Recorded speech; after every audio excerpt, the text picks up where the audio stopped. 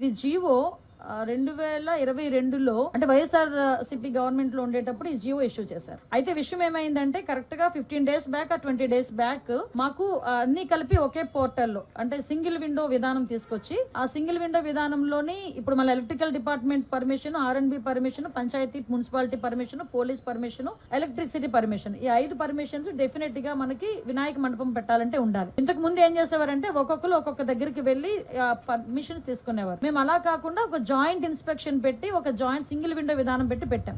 అయితే ఆ రోజు ఏం చేశారంటే ఇదే జీవోని నాకు డిపార్ట్మెంట్ వాళ్ళు తీసుకొచ్చి ఇచ్చారు.